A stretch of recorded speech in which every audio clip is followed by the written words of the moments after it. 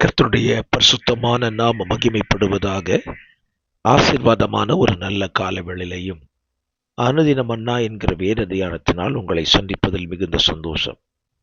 கிருபையாய் கர்த்தர் நமக்கு தந்த நல்ல நாளுக்காக கர்த்தரை துதிப்போம். இந்த நாள் ஏப்ரல் மாதம் 17ஆம் தேதி வியாழக்கிழமை காலவேளை. இந்த காலவேளை தியானத்திற்காக எண்ணாகமம் 5ஆம் அதிகாரத்தை இன்றைக்கு வாசியுங்கள். அதை நீங்கள் தியானிக்கும்படி உங்களை பட்சமாய் கேட்டுக்கொள்கிறேன். இந்த அதிகாரத்தில் 31 வசனங்களை உள்ளடக்கி இருக்கிறது.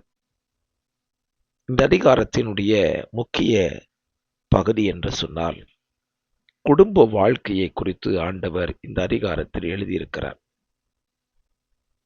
குடும்ப வாழ்க்கை என்பது எவ்வளவு பரிசுத்தமாய் காக்கப்பட வேண்டிய ஒன்று என்பதை இந்த அதிகாரம் மிக தெளிவாக விளக்கி சொல்லுகிறது.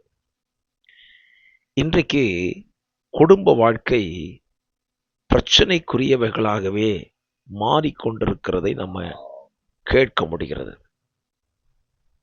அது விசுவாசிகளுடைய குடும்பமாயிருந்தாலும் சரி, ஊழியருடைய குடும்பமாயிருந்தாலும், உலகத்தாருடைய குடும்பங்களாயிருந்தாலும் பிரச்சனைகள் நிறைந்த ஒரு பகுதியை குடும்பங்களில் பார்க்க முடிகிறது.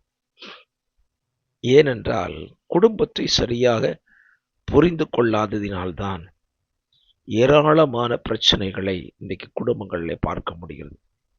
அதிலும் திருமணம் செய்து சில மாதங்களுக்குள்ளாகவே விவாகரத்து கேட்டு செல்லுகிற எத்தனையோ பேருடைய வாழ்க்கையை கேள்விப்பட முடிகிறது. இதற்கெல்லாம் காரணம் என்ன? குடும்ப வாழ்க்கை என்றால் என்ன என்பதை புரிந்து கொள்ளாமலேயே குடும்ப வாழ்க்கையை ஆரம்பித்து விடுகிறார்கள். அதனுடைய விளைவுதான் இன்றைக்கு நீதிமன்றங்களின் வாசற்படியிலே விவாகரத்து கோரி ஏராளமான மனுக்கள் தாக்கல் செய்யப்படுகின்றன.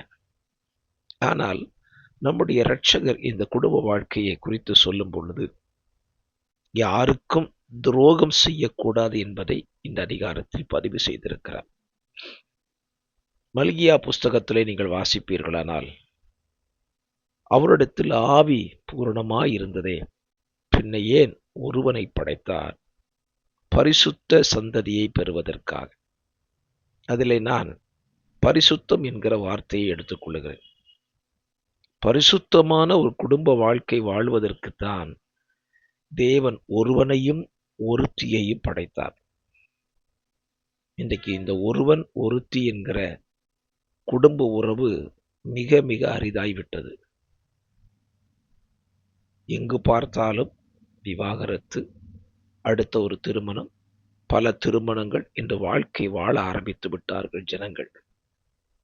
ஆகவே வசனத்தை வாசிக்கிற நம்ம வாழ்க்கையில குடும்ப வாழ்க்கைக்கு ஆண்டவர் எவ்வளவு முக்கியத்துவம் கொடுக்கிறார் என்பதை புரிந்து கொண்டு அதற்குரிய நல் வாழ்க்கை வாழ்வதற்கு பரலோக தேவனுடைய உதவியை நாடுவோம். வசனத்தின் அறிவை பெற்றுக்கொள்வோம். வாழ்க்கையை சரியாக அமைத்துக் கொள்வோம். ஆனால் நமக்கு அது ஆசீர்வாதமாய் இருக்கும். நம்முடைய குடும்பம் மற்றவர்களுக்கும் ஆசீர்வாதமாக இருக்கும். ஜெபிக்கலாம்.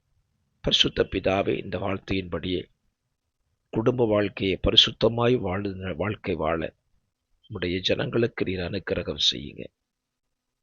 இந்த குடும்ப வாழ்க்கை விரோதமாய் சத்துரு எடுக்கிற சகல முயற்சிகளையும் அழித்து சமாதானத்தின் குடும்பங்களாய் திகழ உதவி செய்யும். இயேசுவின் நாமத்தில் ஜெபிக்கிறேன் நல்ல பிதாவே. ஆமென், ஆமென்.